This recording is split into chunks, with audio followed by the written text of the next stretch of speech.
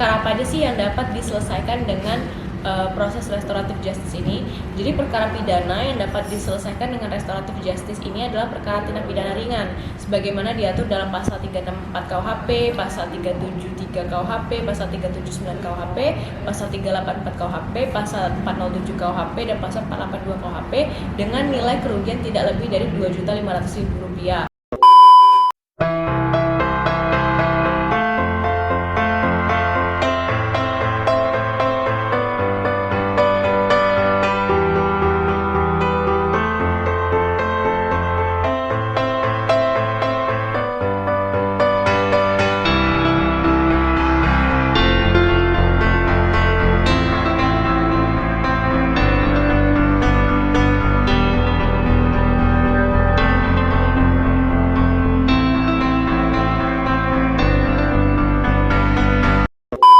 Assalamualaikum warahmatullahi wabarakatuh. Kembali lagi bersama kami di Pengacara Channel Pecah.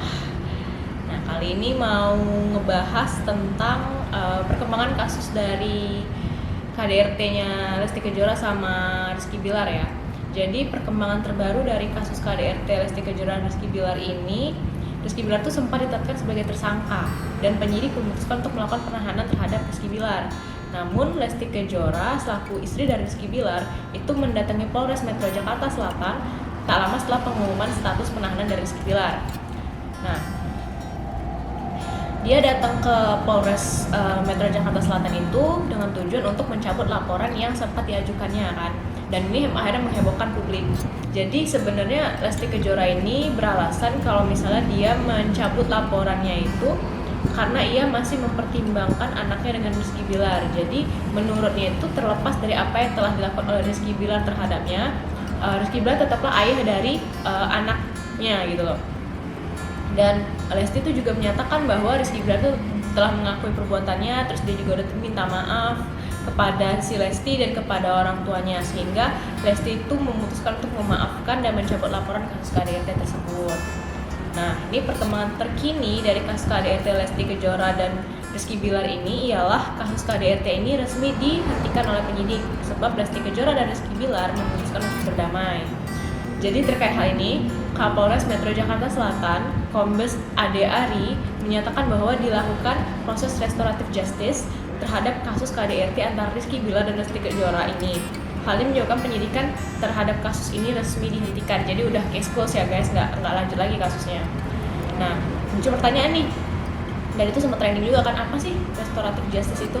Nah, keadilan restoratif atau restoratif justice adalah penyelesaian perkara tindak pidana dengan melibatkan pelaku, korban, keluarga pelaku atau korban, dan pihak lain yang terkait untuk bersama-sama mencari penyelesaian yang adil dengan menekankan pemulihan kembali pada keadaan semula dan bukan pembalasan.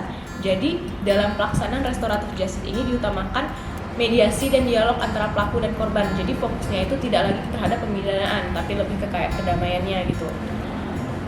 Nah, dalam pelaksanaan restoratif justice, pelaku tuh memiliki kesempatan terlibat dalam pemulihan keadaan atau restorasi.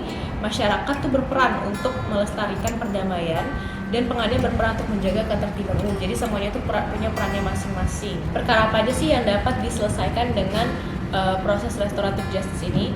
Jadi perkara pidana yang dapat diselesaikan dengan restoratif justice ini adalah perkara tindak pidana ringan, sebagaimana diatur dalam pasal 364 KUHP, pasal 373 KUHP, pasal 379 KUHP, pasal 384 KUHP, pasal 407 KUHP, dan pasal 482 KUHP dengan nilai kerugian tidak lebih dari Rp2.500.000. Jadi restoratif justice ini juga dapat diterapkan pada tindak pidana lain, yakni tindak pidana anak, tindak pidana perempuan yang berhadapan dengan hukum, yang mana termasuk KDRT juga ya guys. Terus tindak pidana narkotika, tindak pidana informasi dan transaksi elektronik, serta tindak pidana lalu lintas. Nah, apa sih syarat dari pelaksanaan restoratif justice itu? Jadi penanganan tindak pidana dengan restoratif justice itu harus memenuhi persyaratan umum dan persyaratan khusus. Nah, persyaratan umum berlaku pada kegiatan penyelenggaraan fungsi reserse kriminal, penyelidikan dan penyidikan. Sementara persyaratan khusus hanya berlaku untuk tindak pidana berdasarkan restoratif justice pada kegiatan penyelidikan atau penyidikan. Nah, tadi kan ada syarat umum, ada syarat khusus kan. Nah, kalau misalnya syarat umum dalam pelaksanaan restoratif justice itu dibagi menjadi dua, yakni syarat umum restoratif justice secara material dan restoratif justice secara formil. Nah, itu apa aja tuh? Syarat umum restoratif justice secara material itu terdiri dari yang pertama, tidak menimbulkan keresahan dan atau penolakan dari masyarakat. Kedua, tidak berdampak konflik sosial.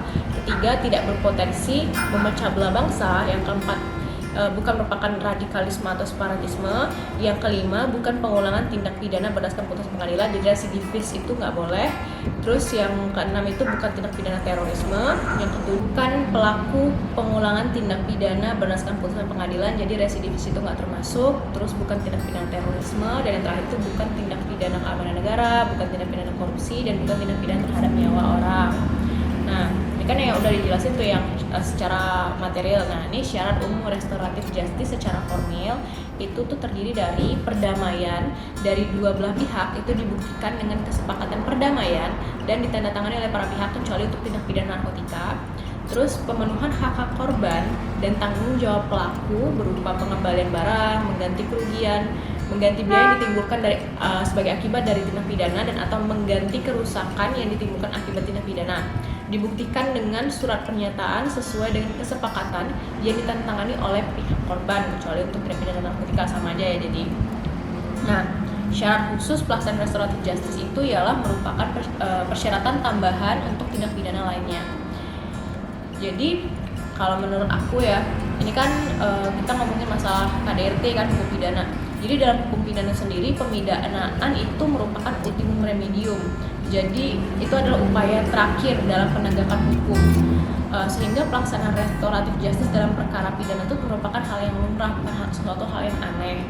Nah, tindakan Lesti Kejora ini mencabut laporan polisi terkait kasus KDRT-nya itu kan pasti memicu berbagai macam respon ya dari banyak pihak. Ada yang pro, ada yang kontra, ada yang kayak mendukung.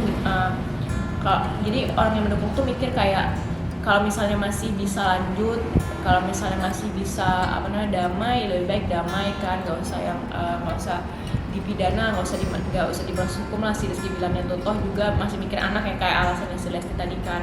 Terus ada juga yang kontra, ada yang bilang kayak kenapa malahan dicabut gitu loh. Kalau misalnya biasanya orang yang udah kebiasaan melakukan KDRT itu dia bakal ngulang lagi segala macam, karena itu banyak lah yang berpikir kayak gitu. Tapi menurut aku pribadi, keputusan Lesti untuk mencabut laporan tersebut tidak perlu diperdebatkan, sebab ia pasti punya alasan yang kuat dalam mengambil keputusan untuk mencabut laporannya tersebut. Gitu loh. Jadi ya kita hormatin aja dan kita hargailah keputusannya Lesti Kejora. Jadi segitu aja pembahasan untuk kasus kali ini ya, kasus Jeddah Case Close. Kalau misalnya ada mau tanya-tanya, bisa langsung aja komen di comment section di bawah. Jangan lupa like, subscribe, dan komen di YouTube Pengacara Channel. Kalau misalnya mau tanya-tanya, mau konsultasi hukum, bisa langsung DM ke Instagramnya Pengacara Channel. Jangan lupa juga follow Instagram Pengacara Channel, dan jangan lupa follow akun TikTok Pengacara Channel untuk video edukasi hukum lainnya. Itu aja video kali ini. Indonesia Negara Hukum. Wassalamualaikum warahmatullahi wabarakatuh.